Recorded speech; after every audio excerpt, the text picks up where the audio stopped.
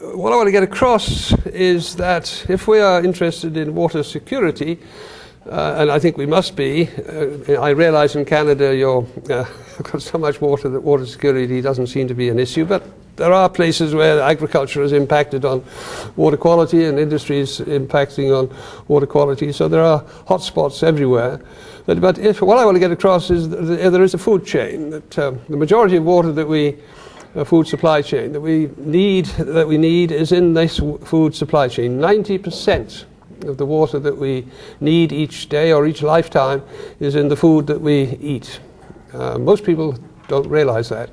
Most people outside this room don't realize that, and most of you probably, when you came into the room, didn't realize it. So if the people that use that water in productive purposes are involved in this massive proportion of the water that we need, we perhaps should begin to understand what they think, what they care about, whether we're giving them a chance to be more productive than they've been in the past.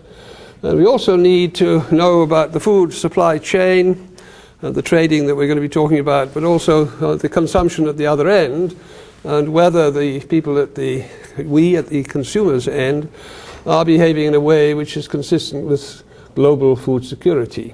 And I hope at the end of the half hour or 40 minutes you will agree that that this has been worth the journey. The icons before were just the commodities of food, the good stuff, the stuff with the hearts on it, the grains, the wheat and the rice and so on, and the not so good things such as the beef and the other livestock products. I'm not going to suggest you become vegetarians, but it would be good if you could consider the footprints that you have, because just to give you one little shock right at the beginning, if you eat a lot of beef, your water footprint per day is 5 cubic meters of water. If you're a veggie, it's only 2.5.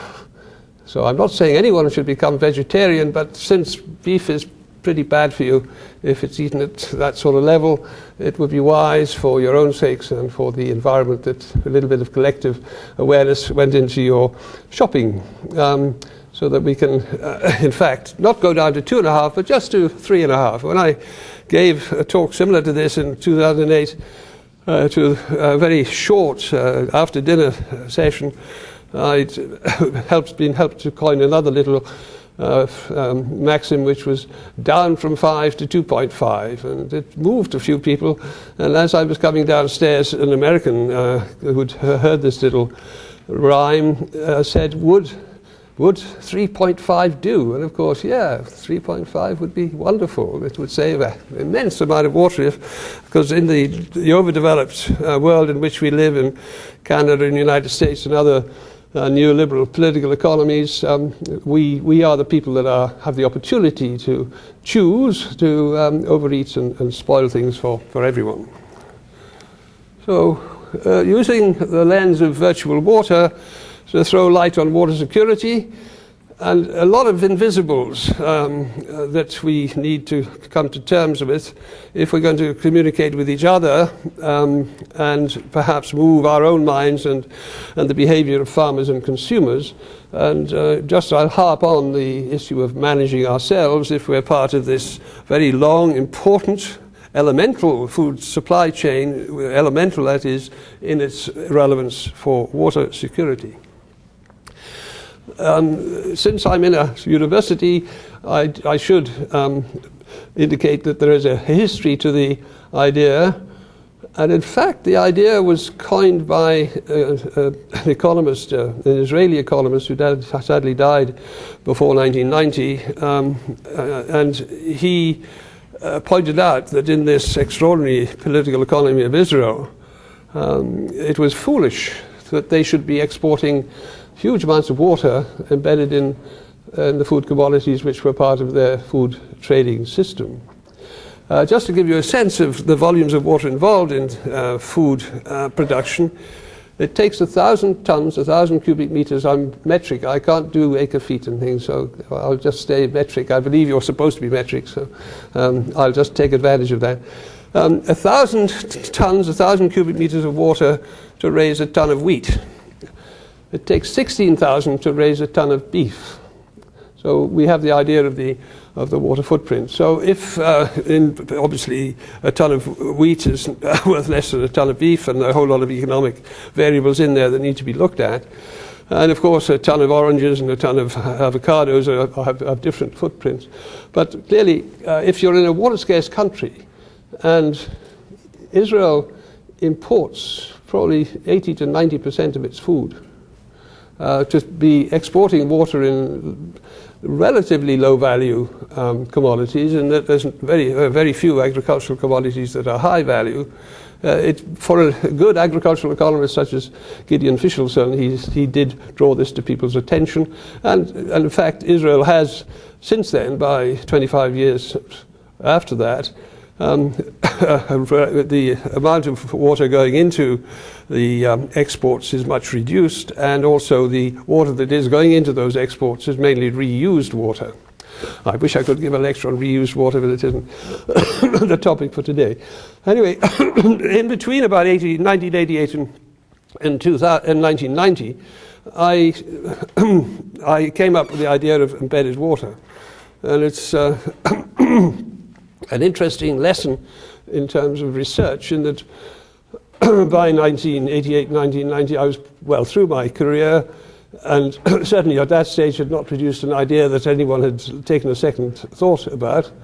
And even when I spotted this, I didn't give it too much thought. But I realized that Gideon Fischelson's idea was, if you turned it on its head, and since I'm very privileged to work in the places that I have, and mainly in the Middle East, I realized that the region was being frightened by people saying there will be a water war, there will be lots of water wars, because of if you're a determinist, you would say that if you run out of something, eventually you'll have to go to war. Well, I found, if you looked at the recent history of the Middle East, there were water wars briefly between 1962 and 1964, between Syria and Israel, and they both zapped each other's tractors with either artillery or jets. And I don't think anyone got killed, but it certainly it was violent conflict. And since then, and before then, there has been no armed conflict over water. I'm not saying there is not conflict over water, and I could give another 3-hour lecture about conflict and water and how the different types of conflict that exist and their different intensities. But the highest intensity armed conflict doesn't exist. Failed states even don't go to war over water. Farmers will kill each other over water, villages will have little wars over water, but nations do not go to war over water yet, in that one has to be aware that there could be something that might happen that one has not foreseen. But then I had to explain, in the circumstances of the Middle East, at the end of the 80s, despite people like the then King Hussein and Boutros Ghali of Egypt were saying there will be a water war, and they were saying it for internal consumption reasons, not necessarily for international message reasons, that one had to explain why there was no sign of a war, and the population had doubled, so things had got much worse. And I found, by looking by chance at the import figures for Egypt, that just looking at wheat and flour, I found that they went very steadily for decades, and then in 1972 or so they started to rise very rapidly. There's a political thing behind that, and the other thing that I'm going to emphasize throughout this talk is that start with the politics, because you'll find explanation there rather than with the technical issues. So I'd found that by importing food, and therefore having embedded water in it, you could solve your water security problem. And I started to try to publish, but I remember at that stage of life I was doing what many of you are. Thank you for coming at all, because I'm sure you've got 18-hour days, and here you are just listening to this. And I was at that stage in the early 90s, and trying to, and I knew I should publish it, and so I wrote an article and sent it off to Water International, which is not the highest rated journal in the world, but it's getting better.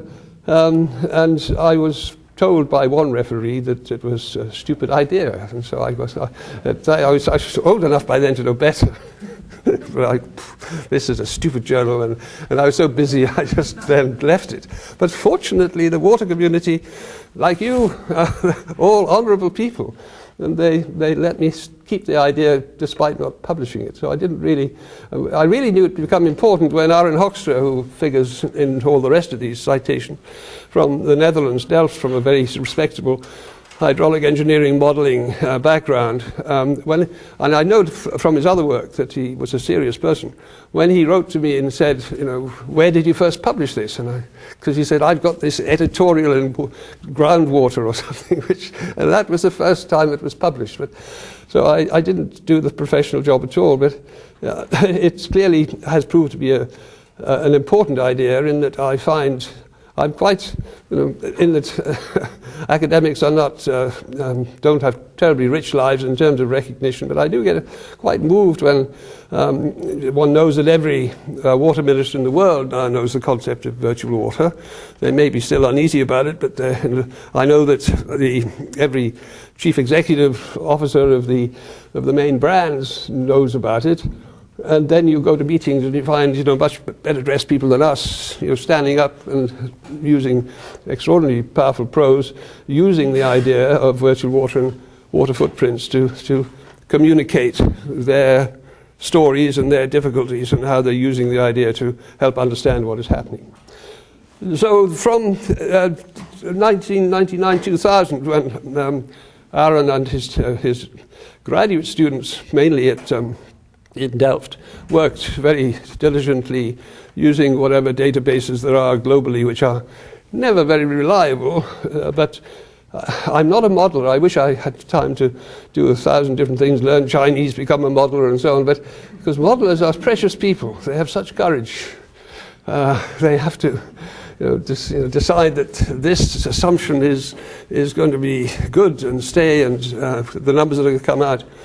But one of the most powerful parts of my experience is as the consequence of starting to put numbers on it. Politicians need numbers, chief executives need numbers. They need the power to reject the numbers, but they need to have numbers that when they come they can use for their purposes.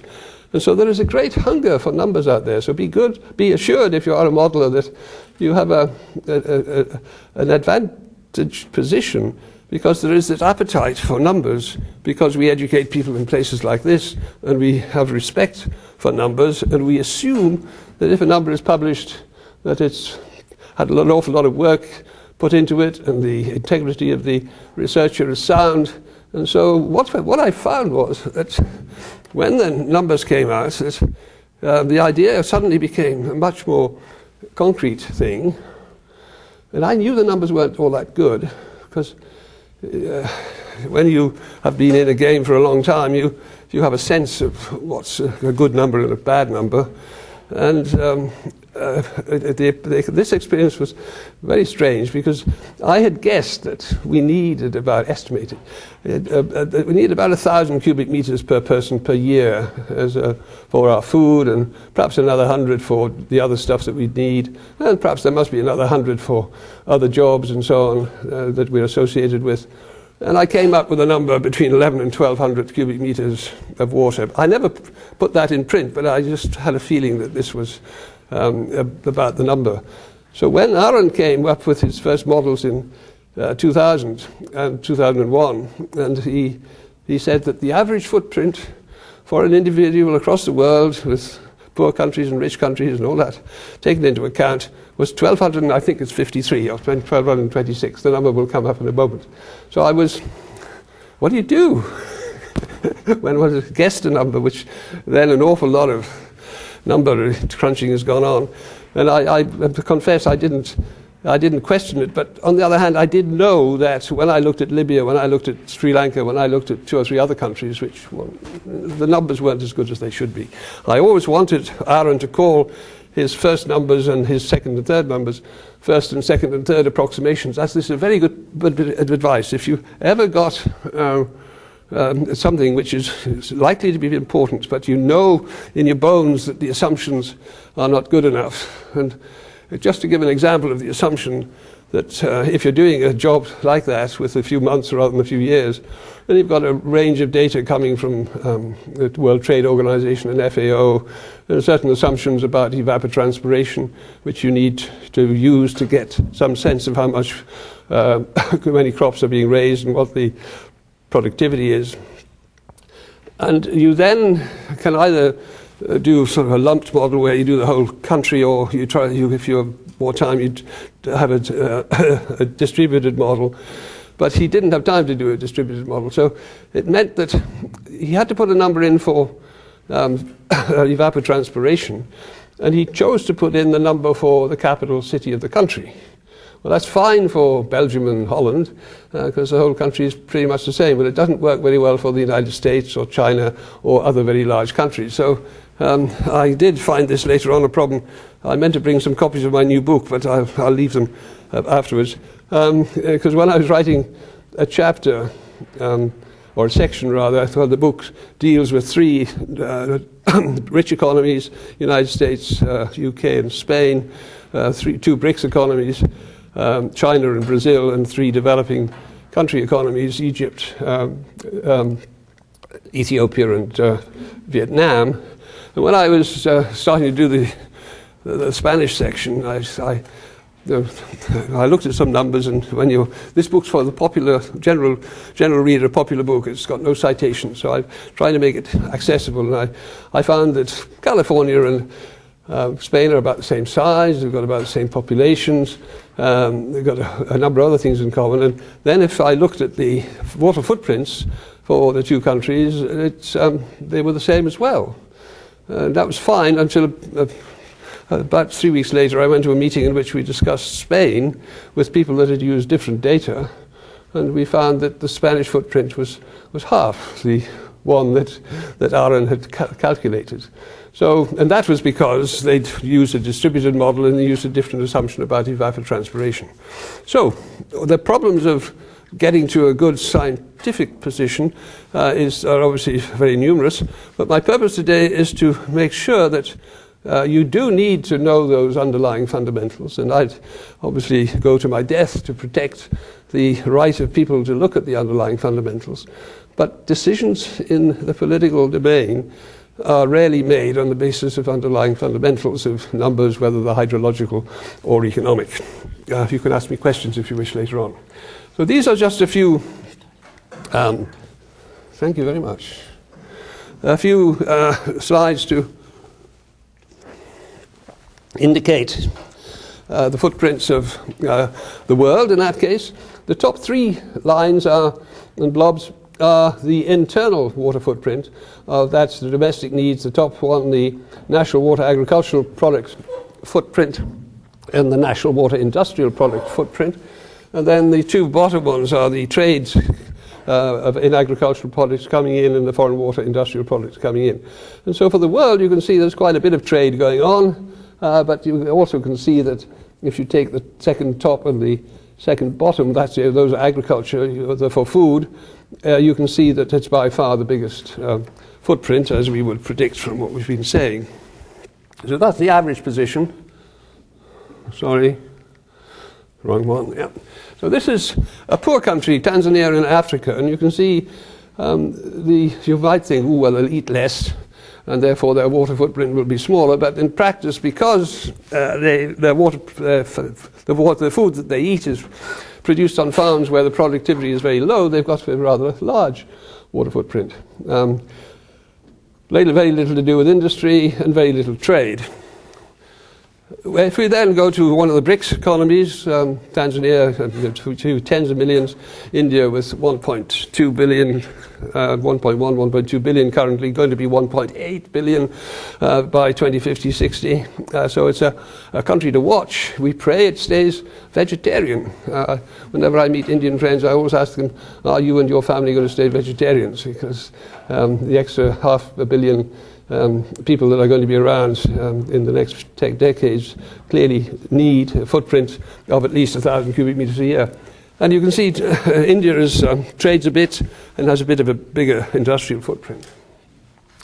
Then Brazil, another BRICS economy, about a tenth of the size of 15% of the size of India, but with massive water resources, a big beef eating capacity, which you can see from its food footprint. It does a lot more trading as well. And then the United States, your neighbor, you can see, which is a very typical industrialized country profile, but with twice the average footprint of the world. And you can see it does eat an awful lot of beef, and it also imports quite a lot of food of various sorts as well. So the United States is an extreme example of consuming an awful lot of water via this food supply chain. The global position is interesting. This is the national water use for domestic use, and you can see Canada top left with the United States quite clear. Australia, you can see it, but you can also see the shape of Africa, and you can see that clearly the domestic water footprint of rich countries is quite dramatically bigger than Tanzania, which is, sorry.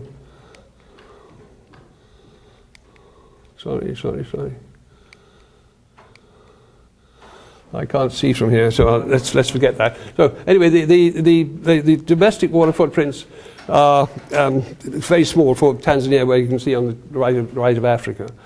But then you can see you would expect the water footprints for food to be smaller, but in fact they're bigger, and that's because of the productivity of the farms in Africa. And I will be spending a little time on that to make sure you've got that particular message. So this part of the talk is just trying to show you can have metrics about embedded food, and you can also have quite a lot of interesting metrics about trade. There are about 210 economies in the world. Many of them are very tiny, some are very large, and some are very rich, and some are very poor.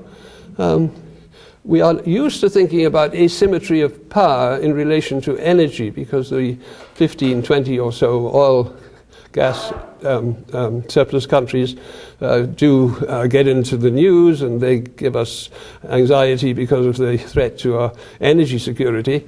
But in practice, the asymmetry between the water-rich, food-exporting countries and the rest is even more asymmetric, because there are about 10 of them only, and you are obviously one, and the United States is another.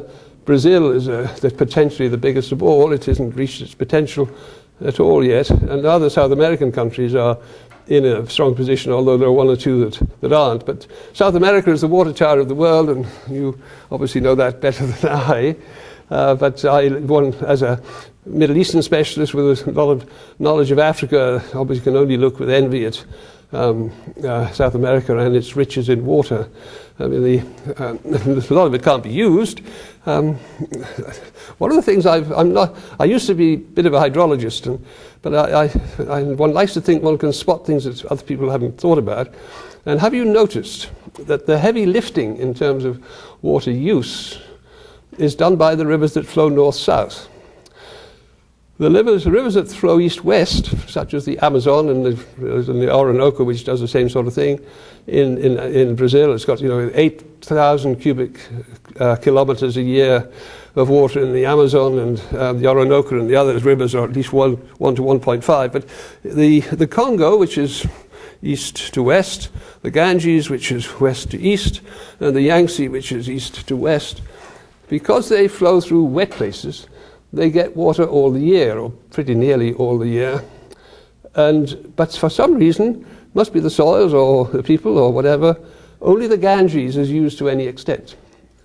Yet if you think of the north-south rivers that come from wet places through dry places, like the Nile or the Aral Sea rivers or the Indus, you find that they're all being dried up.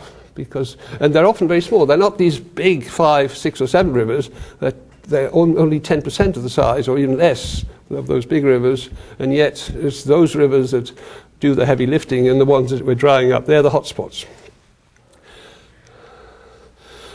So getting back to where we started, 90% of the water is managed by farmers. Engineers get a lot of credit for doing it. They get too much, perhaps, credit.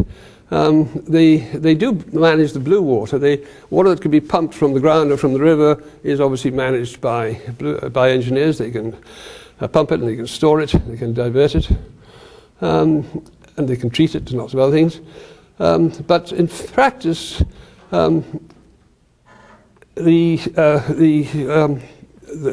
the farmers that have to manage both the water when they get it and mix it with all the other inputs. And of course, the majority water that produces our food is still the green water. That's the water in the root zone, which comes from the rains such as we got last night, which stays long enough in the root zone for the crops to use it and utilize it and evapotranspire. So we've got 70% of the food produced from the green water and 30% from the blue water. And this excellent diagram by Peter Rogers of Harvard in the Scientific American of a couple of years ago gives us a sense of the green water environment and the blue water environment, and how little of that environment, this green water is very important. The blue water is very important too, but the green water is where the majority of the agricultural production comes from. You can't necessarily get such high yields from green water. Supplementary irrigation is always the temptation that leads us to use too much water. Whenever you irrigate, you always run out of water, everywhere, always. In the UK, we've got potential of 5%. We normally irrigate 3%. And the area where we run out of water is where we irrigate. It's always the temptation to irrigate is too much. We should hesitate, or we should have hesitated to irrigate. Also the green water doesn't sound as if, perhaps you've never heard about it before, but it's so important, because with farmers who are well motivated, protected and encouraged to be even better with their agronomy, they can increase the productivity of water unbelievably. In the UK and Northwest Europe, in 1800 we used to get 1 ton of wheat per hectare. In 1900 we would be getting 2. By 1950 we were getting 3, which seemed good, even if it wasn't good enough, because as Malthus had predicted, it wasn't good enough and population had risen 4 times. But because of what was done in terms of governance, incentives, protecting the farmers, giving them from the market and from the weather, by 1990 we were getting 10 tons per hectare. So what is water security when you can get from the green water 10 times what we did in the past? Now, I'm not saying that places that are getting half to 1 ton now, such as much of Africa in the savannah zone and neighboring parts, I'm not saying that that can be moved to 10, I'm not saying it can be moved to 5, but it can probably be moved to 2 or 3 or a bit more. And that's important because the African population is going to double. So what I would like to see, you go from here knowing that green water is important, and because farmers manage green water as well as blue, and because the productivity that comes and the production that comes from green water is just as economically important as that comes from blue water, we should not ignore the green water. What I want to do next is just give you a bit of context on where we've been over the past 50 or 60 years. And this is what 1 litre of water produces. 1 litre of water produces 1 calorie on average, and what the story has been in the different parts of our global economy. So we've got, this is the level at which the threshold for national food security, and we can see that the rich world has been happy and overeating, or let's say we've started to overeat in a big way by now. The other parts of the world have done quite well. Asia has done extremely well, but sub-Saharan Africa has not done very well at all. So there's clearly some potential to be achieved there. So will there be enough water? Well, if you had 10 different people here that all give different stories, I'm a dangerous optimist. I think there is. it's going to be tremendously challenging to get us to achieve a sustainable further intensification. We've achieved this miracle of 10 times the productivity of water in some areas in the past 200 years, and it doesn't mean we can do it another 10 times in the next 200 years, because it would be obviously beyond the capacity. But there are still improvements taking place, but we've got to make sure that they're sustainable and that they're not doing damage to the environment. So we've got more people, more calories of meat and fish and milk to be eaten by more middle class people that are going to be around.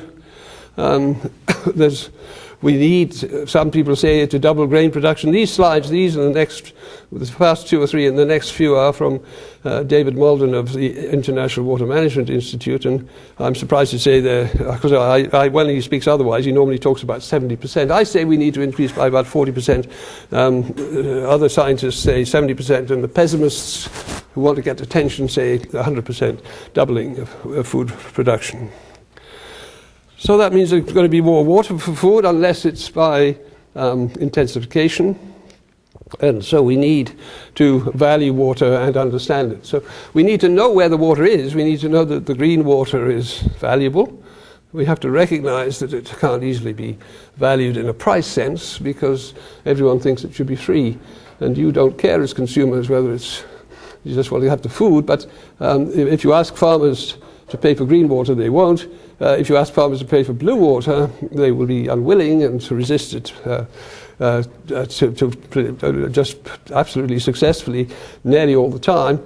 And how difficult is it to get people to stop using blue water? Well, think Australia. Australia's had a long drought and it was having to face up to the facts of environmental life. It happens to be rich because of its minerals, so it has a federal government which can address the problem. It's very common, I dare say it's the same in Canada, that the provincial governments, sub-state government levels all run agriculture, and so for 150 years people have been running it without thought for the damage to the environment and the fact that the water has been over-allocated to irrigation.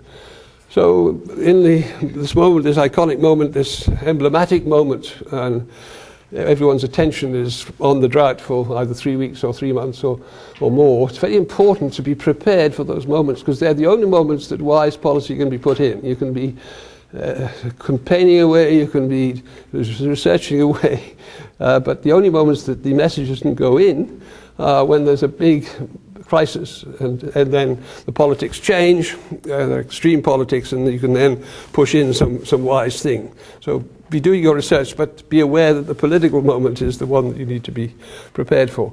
Well, because of this incremental big moment of 5 or 6 years of drought, it was possible for the federal government to put in place recommendations and to implement some.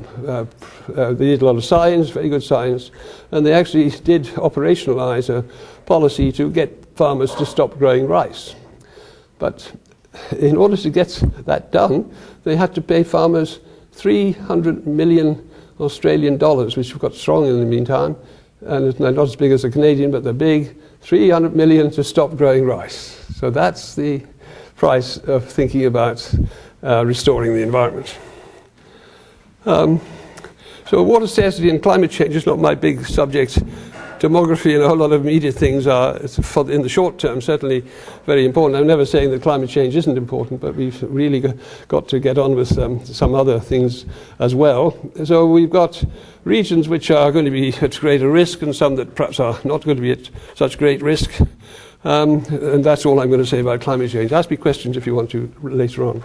The story of investing in irrigation, the blue water, which is the dangerous activity, once you allocate to farmers, they don't give it back. Once you've allocated to farmers, you get 5 generations of water ministers and prime ministers and activists, 5 generations the task of getting it back into the environment, if it's necessary to have it in the environment, which clearly in some cases it is. So this is the investing in irrigation by the World Bank. And you can see something interesting was happening during the 70s. in terms of the decisions made 10 years or more before. But by 1980, things obviously were beginning to change, and the decisions to allocate money to irrigation were going down.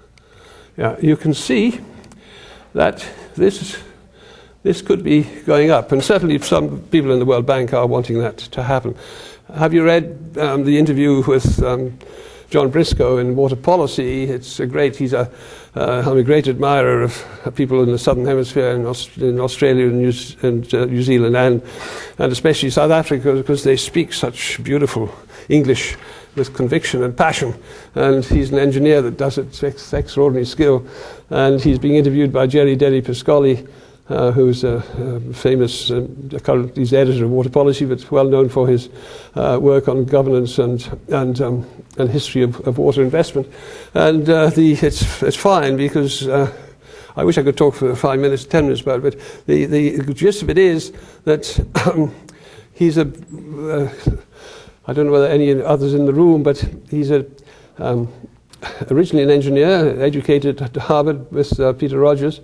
And he also then did economics, and Peter's done a lot of economics too. And economists or engineers who've done economics really do feel that they're close to God. They really feel that they've got it all. But he doesn't understand politics, in my view. His analysis of this is because he doesn't understand the way that discursive processes go on, means that he doesn't understand his politics as well as he understands water, perhaps. But let's just look at the extension of, or the investment in irrigation, and you can see that it's been going up. And then the food price index. Now, food prices are interesting. If we were to extend this back into the far past, 1,000 years, but even 200, you would expect the data to be rather better. The price of food has been falling for 1,000 years. It's certainly been falling for 200 years. So when you see price spikes, which we had in 1970, bigger than the ones that we're currently going through, and these are constant prices, and there was a bit of a bump here, which I got excited about, thinking, ooh, the prices are going to go up. And of course, my economist friend at LSE said, no, they're not.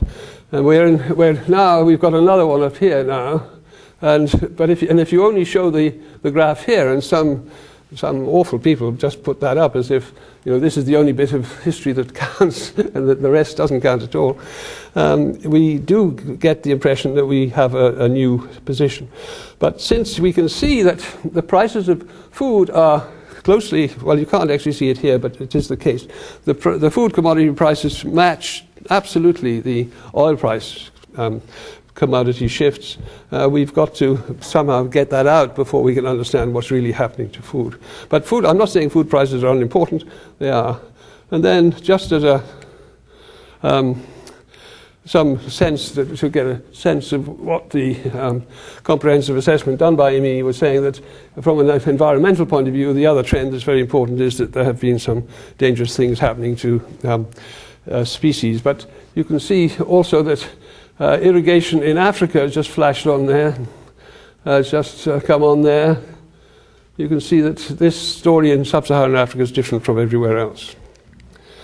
Now, increase in yields are very important. In the United States, you can see this very interesting moment when I was saying from 1950 things did change. The United States, China, very good to do that for China. Latin America, very good, and sub-Saharan Africa, obviously not so good. So IPC, we get contradictory information. IPC says in some places that the yields in sub-Saharan Africa could decline by 50% because of climate change, and it's possible more than there could also be double yields in sub-Saharan Africa. I'm sure that the second one is right. I don't know about the first one, and I would say that the yields could increase by more than twice in sub-Saharan Africa, but I'm not saying it's easy. So, whose ideas matter in managing water? Water's ideas of science, ideas of society, on, say, sustainability and constructed knowledge, ideas of discursive on discursive processes, ideas and governance processes. You're talking a lot about governance. What's governance? So the next 10 minutes I'm going to talk about governance and what we need to understand if we're to have any chance of making a contribution in the process. And the ideas are important because consumers are very important at the end of the food chain where they make food choices and decide to overeat or not and waste food. So we need, and society, consumers aren't scientists, they're embedded in society. So we need to understand the ideas in society.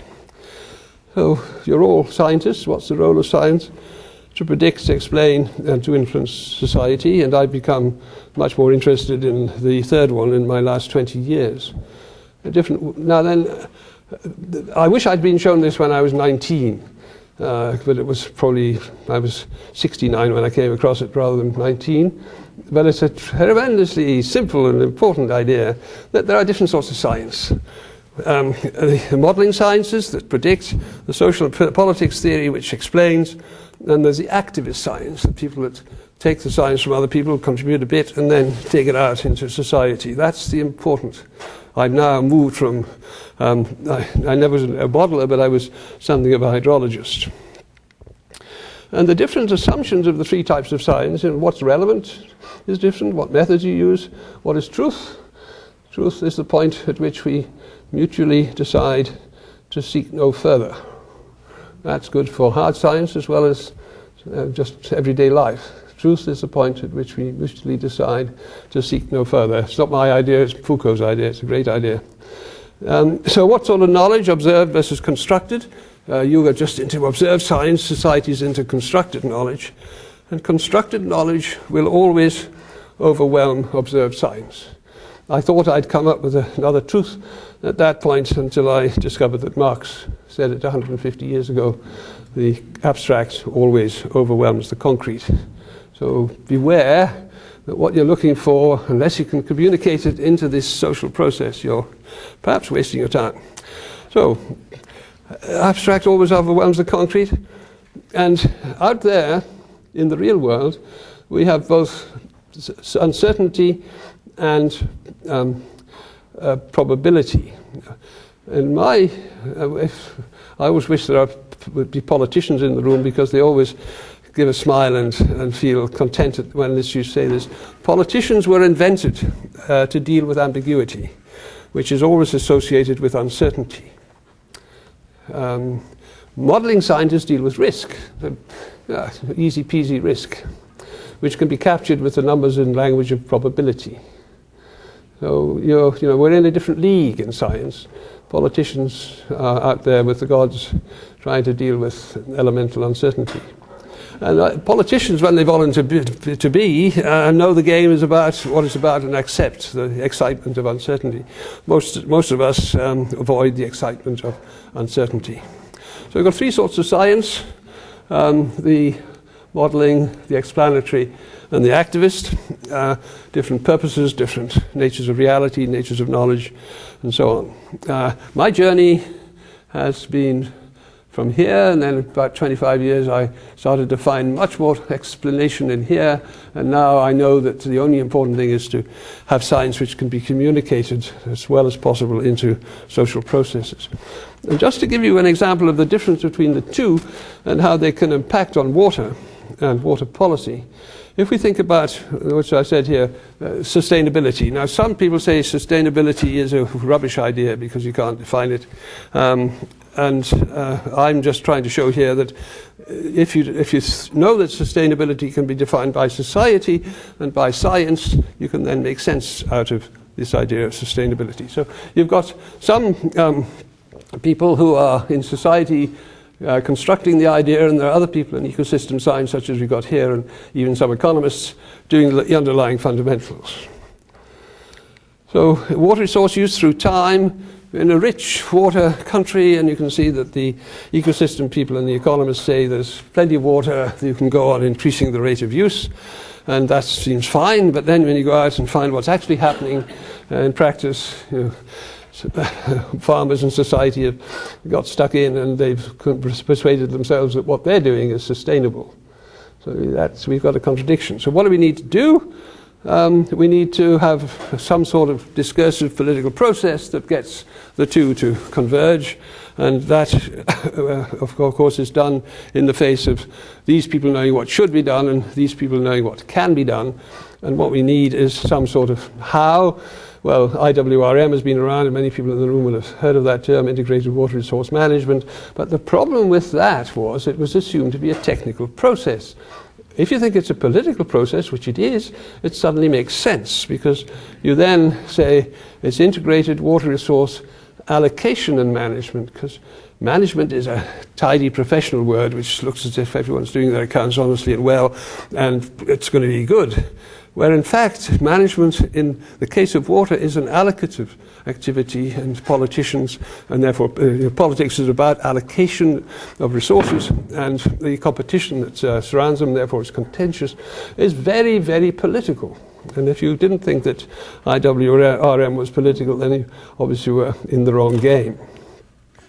So water demand, we've seen when the side there is determined by consumers who have beliefs and expectations that are based on experience, cultural preferences, history, and not on science. Consumers and their assumptions are very important indeed, whether they're extravagant consumers in the north, ruining their health and the environment, or optionless irrigators in the south with huge volumes of water going through their management hands, and you can't tell them to stop because their families would die. So once you've allocated, you're into this trap that you can't get the water back. Just again to help us with understanding what you've been doing here, I'm very proud to be part of your first year celebration, and to perhaps point out some of the places you might have been to. But the science discourse is made up of lots of different folk doing lots of good hydrology and hydrogeology and engineering, hydraulic engineering over here, and environmental engineering. And then when I drew this diagram, I was getting into economics, so I gave 2 boxes to economics, and then water and development. So those are in fact the left-hand modeling column to some extent, and these are the explanatory sciences, everything from law to social theory to politics, international relations, and different sorts of law, as I said. So that's, and we may or may not want to cooperate. People that have been in the room, that from different, with different affiliations may or may not want to cooperate. What I've discovered, I only thought of this a few years ago when I having messed around in these different boxes for 25 years and 40 years and so in the first case, I realized that the population of this box is massive, like millions, certainly, yes, millions of people are either formally educated in science to be associated with water.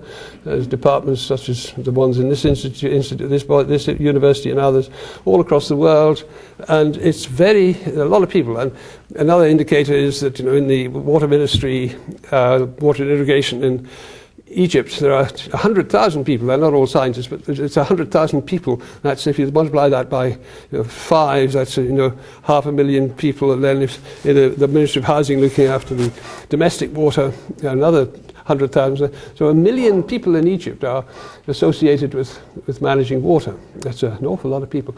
I'm not saying they're all directly in that box, but it's a big box, and the science has been around for 150 years, and it's a strong tradition. These other boxes are a few more people, but I know nearly everyone that's full-time, and there are not many full-time economists doing water. Most of them are part-time. And I certainly know everyone in the politics and the international relations boxes, and they're not numerous at all, and they're not numerous in the room, are they? I'm sure. Because there is a great hunger at this point in history, because if you put on a course called Water Security and Governance, you'll get lots and lots of people across the world applying, because there's an awful lot of people in this box realize that they need to know this stuff. So there's a huge higher educational market in transforming folk that, my whole message is about you need to understand this stuff in order to understand this stuff. Those little blobs are messages that are going from the boxes up into discourses. And at lunch I was interested to hear our friend from the Canadian International Centre saying exactly this. Ideas go into lots of different places, into a big discourse, small individual discourses. We're into a public discourse now, perhaps an educational discourse, the media, so on. And my idea of virtual water came out of one of these boxes here. And I said it would take 25 years to get through this stuff. And we're now 18, 19 years through, and I'm very happy, as I said, that every water minister in the world and most water scientists have heard of the term virtual water and water footprints. But it is a long process. And it's quite likely that in this complex process, you'll lose the idea. That I'm so happy that the idea is still pretty well intact and it hasn't been messed up and screwed up. It's having a rough time in the corporations at the moment because water footprints have turned out to be too imprecise to help them do the things that they would like water footprints to do. But otherwise, the idea of virtual water itself is still holding, and no one has discredited it significantly at all yet. So you've got to be prepared for that if you have an idea which moves a lot of people. You've got to be patient because the ear might be open or closed. If it's open, then the idea goes in. It's then used in the way, not in the way you intended, but in the way of the hearer. So this stuff up here is very important. So my message is you've got to understand that political landscape of wherein the consumers are embedded and farmers are embedded with, farming lobby is the oldest in the world. It's not a small thing. It knows its business. If we're going to put our science up, we need to be prepared to know our underlying fundamentals and understand these people explain what's happening up there, and we need to understand this science into policy process. But underlying fundamentals, the reasonable things that you deduce from your observation cannot prevail against the juggernaut of consumers' emotions. This is a Canadian cartoonist looking across the border at your American neighbors, and there must be some Americans in the room, I apologize, but this is how this cartoonist in 2008, at the height of the energy crisis, saw these addicted consumers, in this case of energy, not so much water. And you can see top right, we've got the corporations screwing the stuff out of the world. Now, what Georgie Bush said, we are addicted to gas and petrol. So there they are, addicts. And see, the market wants to please those people and give them, and it did. It gave them cheap energy for 70 years. Between 1900 and 1972-3, oil stayed at $2 a barrel. Now that's nearly free energy. That's at constant prices. And that's not a market, that's an oligopoly. It was 7 majors and 3 governments said, we're not going to be like we were in the 1890s with this happening to prices, $2. But it's nearly free. So all of us that live in rich countries had 70 years of free energy, basically. And that we did us proud. We really did do lots of good things. We did stupid things like having cities do this and a whole lot of path dependence, which is going to cause massive problems as a consequence. Anyways, because people have got used to the free stuff, they get really angry, and it means that rational decision making isn't easy. So it must be easier for leaders of authoritarian governments than leaders of US and EU economies, because their electorate are addicted, ignorant, willful, and unforgiving at the ballot box, let's say. So corporations serving the addictions of society, racing to deplete the 2nd trillion barrels. Now, as scientists, we have different ways of knowing and modeling and explaining and engaging, but society also has different ways of knowing.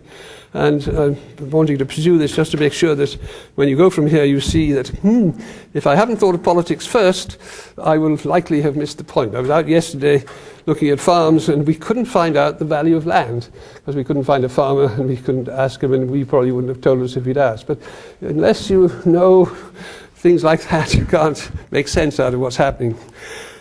So we need to know about society and its different values, and we need to know how to create shared values, which is a buzzword at the moment, or a buzz term. There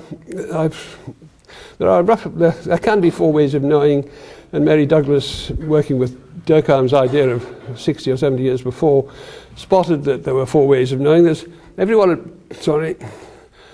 breakfast time, and then there's the state and government, there's the NGOs, and there's the market.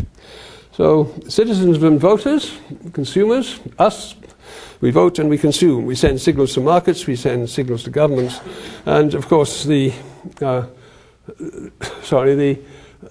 stuff in here is everything from taxation to the welfare state to conscription to laws, employment and pensions. You've all got your pensions and employment with the public sector mainly here.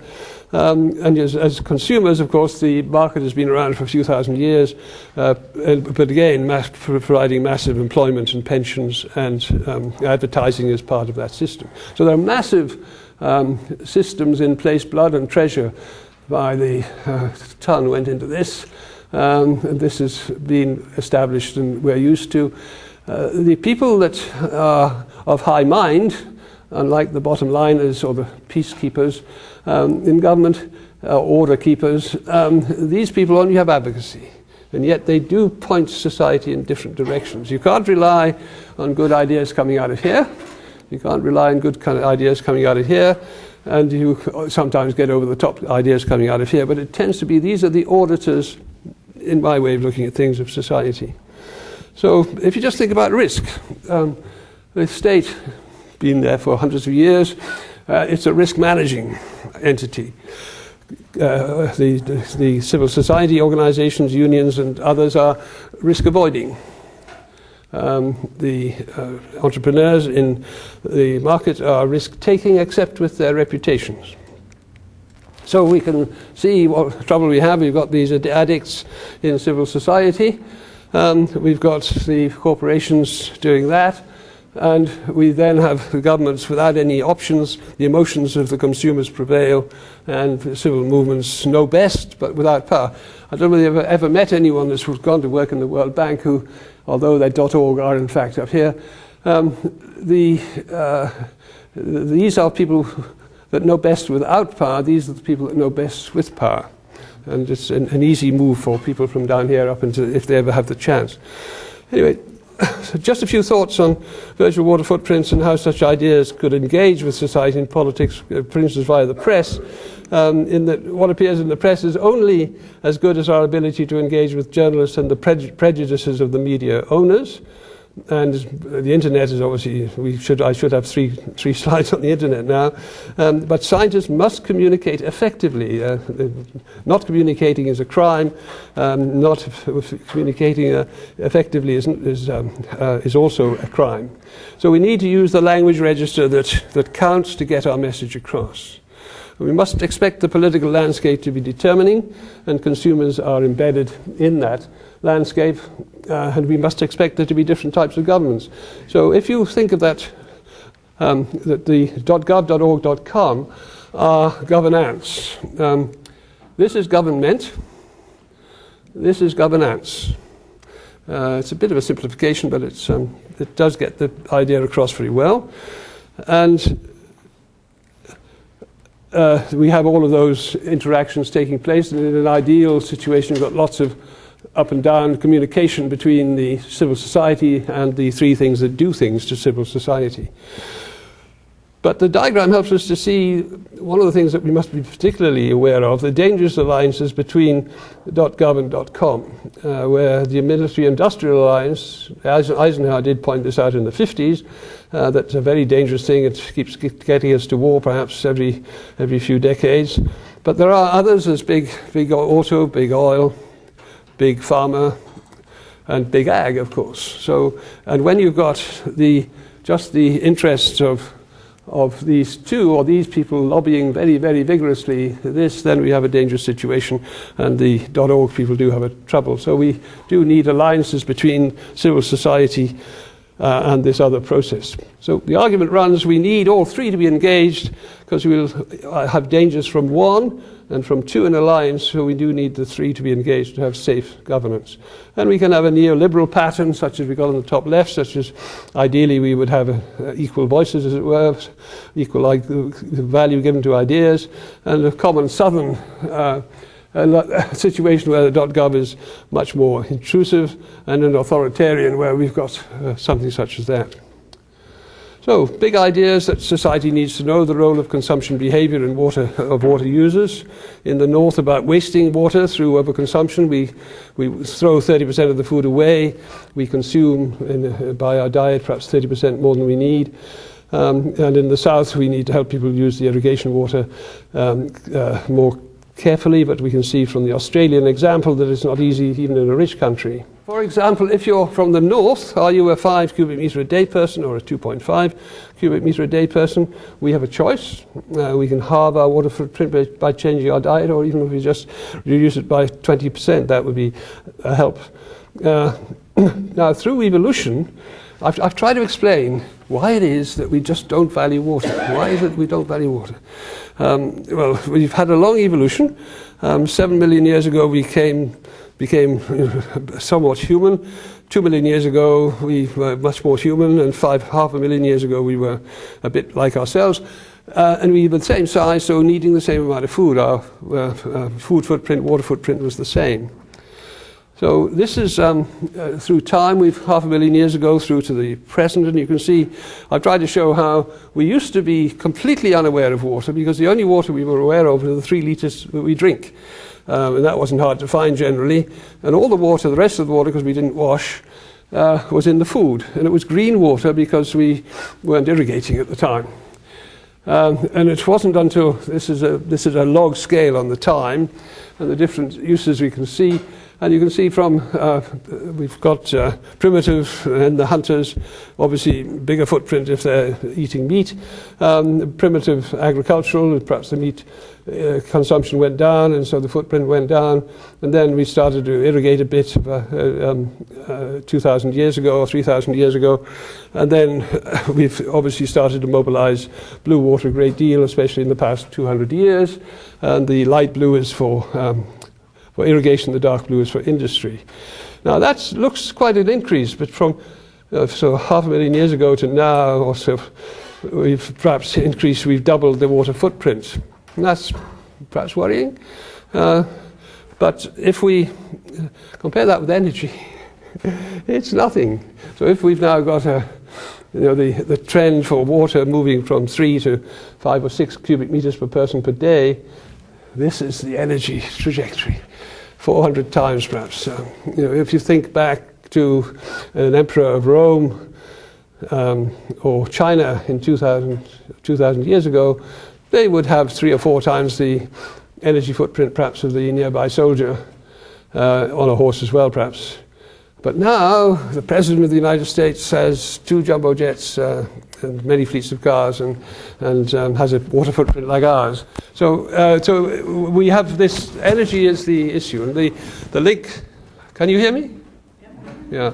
The link that between energy and water, the nexus between energy and water is something, again, I'd like to talk about at length, is something that we need to understand. Because in California, 19% of the energy is used to pump water around the state. And in India, some states within India, it's nearer 30% of the energy of the state is used to pump water around. So there are lots of other links, hydropower and tar sands and a whole lot of other ways that we need to understand. And cooling, we need to understand the relationship between water and energy.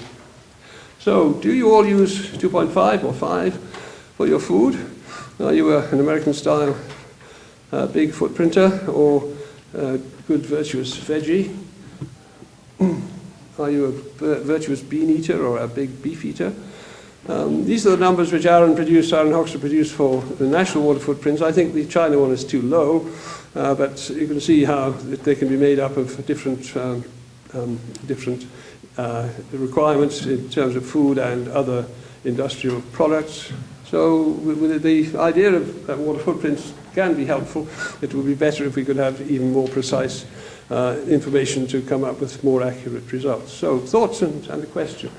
The emotion-rich political landscape is more determining than science. It's irrefutable. It's just absolutely, not in the long run, but as Cain said, in the long run we're all dead. So it's, if we're just thinking about our next 20 to 50 to 70 years, we've got to expect the resistance to changing direction from the path dependence that our decisions have made about the size of a city, the nature of the transportation in a city, the way we use water, the fact that we've got this irrigation stuff going on. We're going to have to deal with all of that. And that this political landscape, the opinion of farmers and society, can wreck high-minded science invested, for example, in integrated water resource management. And then we should be thinking at this stage, now that corporate social responsibility is getting a bit of a bashing, that we need to think of ways of creating shared values, which is on the agenda at this point in this level of debate, as well as in World Economic Forum levels of debate, as well as in the debates which I was watching last week, which Nestle, part of this food chain, a very leading element of that, are trying to put across. We need shared values, the shared values of the state, the shared values of the .orgs, and the shared values, all of these should share the better direction in sense of value. So key issues, we must learn to help each other. We must learn about political landscapes. We must understand consumption behavior in the north and the south. And we must enhance human resources and create jobs with high returns to water. They solve the water and food problems of the water scarce. Think Singapore. It only has 5% of the water it needs. It has to import blue water, another 5% currently from Malaysia. And now it can easily desalinate because the technologies have changed and improved. It could easily do that with its own other people. The new energy coming in from outside, but it could be free of the link with Malaysia. And it is perfectly, it's 4.5 million people, it's going to be 6 million in 20 years' time. It doesn't miss a step in industrial and social and political organization. Water does not determine. Human resources determine whether you have a safe and secure society. Lee Kuan Yew decided in 1966 to build a pipeline for the small amount of water needed, and to educate. So you're all part of the solution, provided you become more sensible eaters. And you must do good interdisciplinary research. Just two last little slides. I was looking at who should be running a country, and who should be doing science, and who should be thinking about virtual water. This article has just come out in Geophysical Research Letters, The Structure and Controls of the Global Virtual Water Trade Network. And you can see that everyone in that are from environmental engineering and civil engineering departments. So there are folk out there that are trying to model this sort of stuff. I haven't read the article, I've only read the summary, and I think they've missed the point, but nevertheless, because they should have done more politics first, but I'll come back next time and see we'll all have read it by then. But then, who's a good person to run a country? Is it someone with a background of your current Prime Minister, or is it the Politburo of China? Here you've got 9 people, and you can see their ages. They're going to turn over because the system is to turn them all out, and the new 9 people come in a few months' time, or perhaps early next year, but certainly I think it's this year. And if you look at what they've been doing, 8 out of the 9 are engineers. And one of the most important, the Prime Minister, the President, equivalent of the President, is Department of Water Conservancy Engineering. Isn't that magic? So it means that at the top of China are people that really understand the underlying fundamentals, but they also have to do the authoritarian stuff. So politics is very complex. And you can see here the Prime Minister is also Department of Geology and Minerals. And there's one economist there, and he was also educated at a school of engineering. So we need to understand society and politics first, in my view, and also the underlying fundamentals. And we should be proud of being able to communicate these underlying fundamentals And understanding governance and managing and communicating with people, you've got to realize that they may be deluded consumers who don't know any idea what the value of water is, or certainly of the underlying fundamentals, because they're all invisible. Invisible soil water, even invisible groundwater, invisible trade, invisible embedded water. So thank you.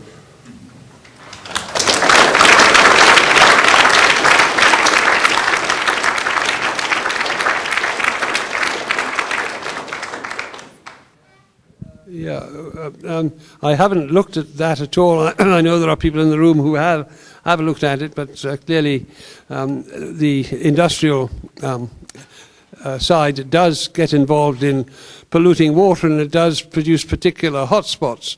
But it's still a small proportion of the water. It's very important in the areas where the environment is being damaged, but in terms of the total water that we need for our economic processes, it's still a very small proportion. But I'm not at any point saying it's not important, and we need to do the campaigning, or you need to do the campaigning to make sure that you keep the organizations honest with respect to the environment in mining as well as in farming. Well, what we need is shared values. We need Monsanto to share the values that would make sure that the things that are happening are in fact good for the environment and not damaging to the environment. Just quickly on fish, you touched me nastily, because I like fish, and I tend to, at this point in my journey to vegetarian position, I still eat the fish, but I eat the fish with great guilt, because I know that the fish is in a worse state than the water environment in terms of pressure of humans in exploiting. Monsanto is clearly in the bottom left. It's one of those organizations that possibly doing the wrong thing extremely well. And therefore the only way that is going to be changed or diverted, or some shared value that is in fact not just about productivity but sustainable intensification. We just have to get into conversation with those pressure groups to make sure that the ideas that I think you're hinting at are in place. And it's going to be a political and discursive process, because Monsanto's and the other seed and fertilizer people are extremely well-informed, experienced, part of a new lobbying community in Washington that make it very difficult to have a safe discussion about it. So if you're going to engage in this, it's in very significant levels of politics. And in that .com, the private sector, the other thing that I just haven't had time to talk about, everything in the food chain, from the farmers through the family farmers, the big family farmers, the corporate farms, into the trading people, the brands, the Nestle's and the Unilevers and the Pepsis and the Cokes and the other food brands.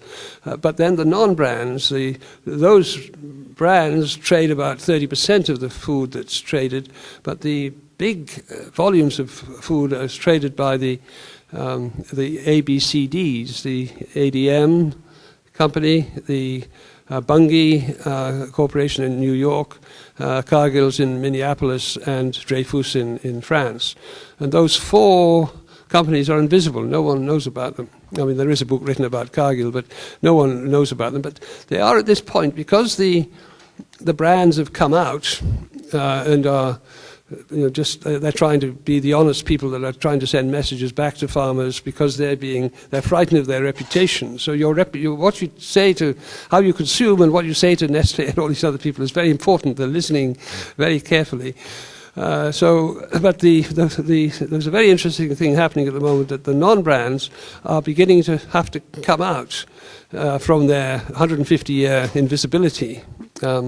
And they're mighty. Can you imagine? About 70% of the food is traded by these companies that are invisible, and they're very respected by the governments, because they do a good job. Their margin is only 1%, so they're not making a lot of money out of it, but they're turning over a vast amount of value. So it's a very interesting transition we're in at the moment. If you want to be part of the cheap food and other activities, it's a very important issue to be caring about, because the things that you're talking about are rather technical, and certainly they should be stopped where they're going to be bad for the future environment and bad for health. But cheap food means it's cheap because someone is being in the food chain being prevented from having a decent living, and a whole lot of other bad things are happening because of the nature of the asymmetric power in this food chain. So we do need to raise the voice so that the shared value is that the water environment is important and we can't afford to degrade it anymore, and all the other things that you're hinting at that the GMOs do should also be out in the open and discussed.